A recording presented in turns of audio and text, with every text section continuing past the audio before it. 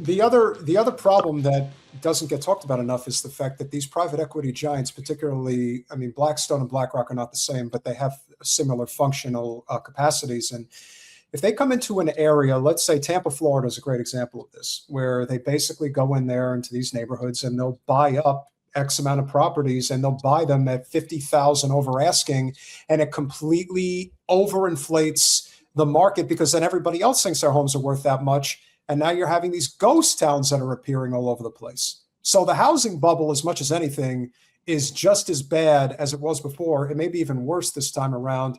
It's not going to affect every sector of real estate, but single family housing, that is, I mean, the nightmare has already started and it's probably going to last. No one's going to own homes. Let's be real. That's the part, Jen. That's the part. Because when we think about housing market just blow ups, we think about 2008. And that was a scenario where us were given subprime loans that we probably shouldn't have gotten. And it led to a housing price bubble that popped. Now, the real problem is we're probably not going to see a price collapse. We're going to see what we're in right now, which is this frozen state of the market where people who bought a home thinking this is going to be my first home, I'm just going to get the little townhome and then we're going to move up. They're now locked in because they can't move out of their $900 mortgage to the $2,500 mortgage. So we have a very frozen residential market. And like Pete brought up, and sorry guys, my Opal app that shuts down my apps told me to get off the phone. I shut it off, so we're good now. We thought that you had just crossed the Rubicon into topics that you're not supposed to talk about. Oh my God, they're really watching us tonight. They're watching. The housing side obviously is near and dear to my heart. I've been in real estate now coming up on 10 years.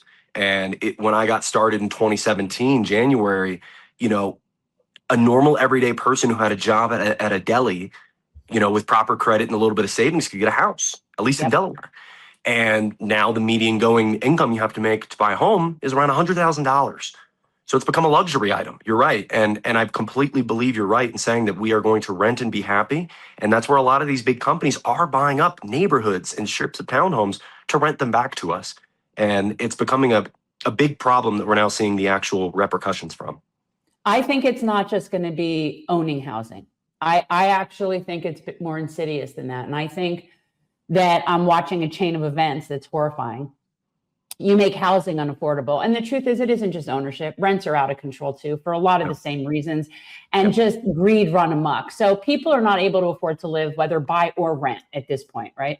So you make housing unaffordable, and then you make homelessness illegal. And then you build work camps like the one they're putting together in Utah. And I just can't help but think you create a situation where nobody can afford housing. It's illegal to be homeless. And then you give people a choice as to prison or work camp. And you basically now have a new feudal system. And this is where things like freedom cities come into play, where you create these new corporate towns like we had post-World War II, where, oh, you can't afford a home? Come live in Amazon's town and we'll make that work for you. Yes, you'll work for us. You'll work for us. So it's essentially the concept of a work camp. It's a work town. Yes. And you'll be a company person. And I do think this is where that's going. And the only way that can happen is people are not able to afford housing. That's really the only way you can force labor. And, you know, this is just where we're going. I was speaking with an investor earlier today who was considering taking down this multifamily property in upstate New York.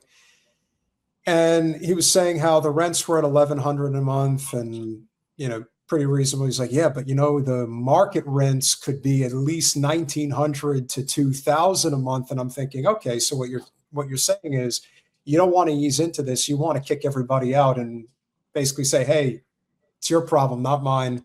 I gotta make more money. And it kind of dawned on me. I'm like, listen, I'm an investor and I know the difference between an investor who is trying to make an honest living and an investor who's trying to get rich, and will get rich at the expense of people who need a place to live. If you're doing it in different sectors, particularly the true commercial sectors, which are usually office, industrial, and retail, it's completely different than where people have to live. And if you're going after a person's home, people can rent. Some people want to rent. Sometimes renting That's is fine if people want to rent. That's not the point. I'm all for choice rental. But if It's the somebody's renting, prices. yeah, but if somebody's renting at $1,100 a month, and the next thing you know, you tell them, no, now the rent is $1,600 a month. Right. You can't afford that. Right. The intention is to just say, hey, it's capitalism. I own the property. I make the rules. When it comes to fair housing laws, this is where I would say, yeah, that just doesn't work. Whereas if you're a traditional investor, let's say in the retail and industrial space, you have what is considered an expectation. You're typically looking at 3% annual rent increases, which is reasonable. Most people can typically handle that. But when you're talking about a property that you think you're going to go in and rehab or update, and then you're just going to blow the roof off of it, it's you have to basically say, I am a part of the problem, but I want to make my money. Just be honest about it. I do think that at the end of the day, the system is broken, but there's a lot of human greed that comes in that can be checked, and we just choose not to. And I do think that is a fair argument. I think that there is something to be said for, do you take accountability and responsibility for the detrimental effects that you have on the system? Well, everybody else is doing it, so it can't be my fault. It's like, well, sure it can. You don't have to do this. You want to do it because being wealthy is more important than being just. And the numbers back it up, because in 2025 we broke the record. We'll probably break the record again this year of 33.25% of all homes, not just affordable homes, not just townhomes, all homes that made it to the public market. 33.25% were bought by somebody who does not plan to live there and plans to invest. That's a broken system. It's a broken system. You're absolutely correct. That the number for first-time home buyers, the percentage of buyers that are buying their very first home, has always dwindled the investor number. It's always dwindled it. And in the past 3 years, the investors are beating them out to the point where now it's a large gap. There's about a 12% gap, because I believe it's only 21%.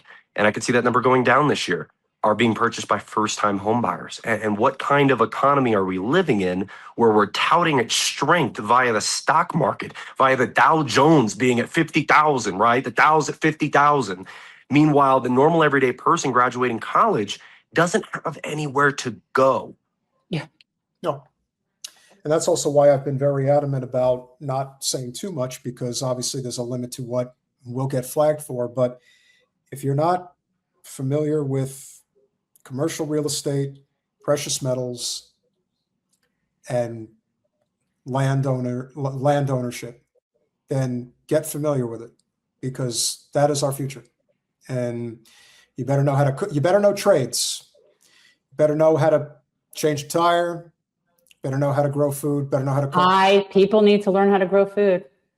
These things are, it's not a question of why does it have to be this way? It's like, because daddy government is not coming to save you. You have to learn. We are going back in time, just as I said regarding precious metals. There was a time where we had real silver.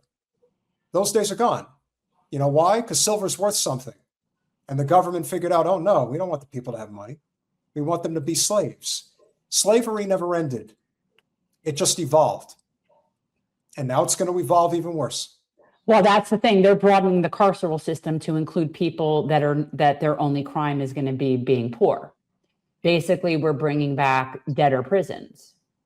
Poor with no ability to even get started. There was a time where, if you were poor, there was a chance that you were just lazy. There was a chance you just made a lot of poor choices. But now, again, you can graduate with a fantastic bachelor's degree and walk into a world where you got to go back to mom's.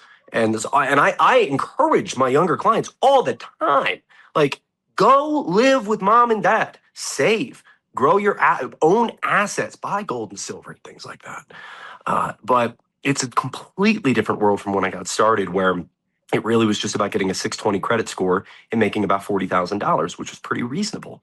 And now there's a lot of argument. I would completely agree that it's not reasonable to say that someone needs to make $100,000, which basically also says you have to probably be married or buying with somebody. And as we know, if you're under the age of 30, you more than likely aren't married at this point. That number's dropped dramatically in the last 10 years. Yeah. It would be one thing if we lived in a country similar to the more thriving nations of the world, especially when you think of Australia, Japan, Germany, etc., Scandinavian countries. They have tuition-free college, but the idea behind those colleges is that they want you to learn a skill that the economy needs. We don't have that here in the States. You could easily have tuition. Again, it's the ultimate compromise. You want tuition-free college in the United States? Make it specifically for areas of study that are in need for the economy. You want to learn how to weld? You want to learn how to be a plumber? You want to learn how to be an electrician? Those are just a few basic components of everyday life in the United States where we need those jobs. People should not have to go into debt to learn them. They should be paid to learn them because that's what's in demand. We have built this consultant managerial class that was, I know, again, a lot of people like to point the finger at Reagan. And while Reagan definitely got things started with the tax cuts and the fairness doctrine being overturned, which eventually led to the broken media system that we have that came to a head in a big way, post the Telecom Act of 96. But so much of the policies that were passed under Clinton in the 90s is really where all of this started. There's never been any reckoning. There's no rectifying any of this. The fact that Glass-Steagall, I was just about to say that. was Glass-Steagall's repeals would cause 2008. and not only that, but think about this. With the exception of Bernie Sanders in 2016, there has not been a single person that has run for president that has ever mentioned this issue. Nobody. And that's why Bernie was so dangerous then. He's not dangerous anymore, but he was then. And that's why they had to stop him. That's why Ben Bernanke, people thought it was bad when Ben Bernanke sat in front of the House Select Committee and said that we just have to type numbers on a keyboard and that's how we create dollars. You know what's even scarier that never made the rounds? Congressman Ron Paul asked him if gold is money. And he sat there and he hesitated and he said, no, it's not. Now, that's the lie to end all lies because everyone knows throughout the history of the world.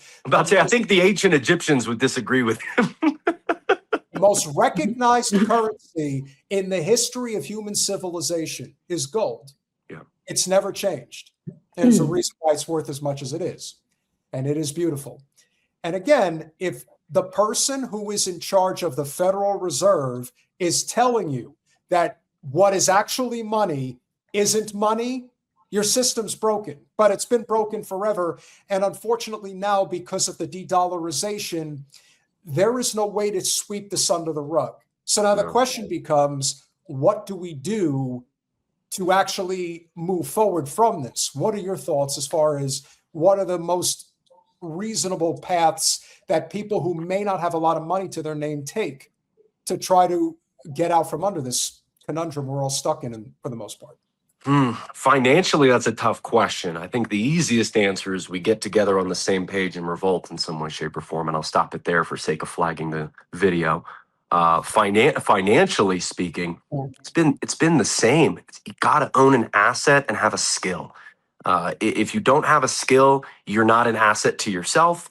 And if you don't own gold, silver, stocks, housing, land, and it's not just the like with a house, it's not just the four walls. It's the dirt underneath it that is going to continue to inflate off the coattail of the de-dollarization.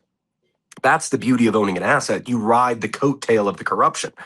And there's so many people now that just don't have the ability to do so. And they're buying fractions of stocks and fractions of paper silver. And it's not real. Yeah. So owning assets and having a skill set, I think you brought up some of the best ones already. I tell the people that are young moving into Delaware now, because we're becoming like a retirement state, a big relocation state, as people are selling their casual $800,000 home in New York and moving to Delaware. There's going to be a lot of need for HVAC technicians. There's going to be a lot of needs for electricians. And these are the types of jobs that I don't see, and I could be 100% wrong, getting taken over by AI in the near future. I don't have a lot of great advice that's going to change anyone's life financially that I have found yet. But honestly, I think understanding the corruption is one of the biggest points. To your point on the Federal Reserve, right? We're about to see the current chairman, Jerome Powell, exit stage right for a man named Kevin Warsh. Kevin Warsh is the son-in-law of billionaire philanthropist Ron Lauder of Estee Lauder, Ugh. one of Trump's buddies. The reason we're going into Greenland, Ron Lauder was the one that got us to go to Greenland. He obviously has a lot of geopolitical pull.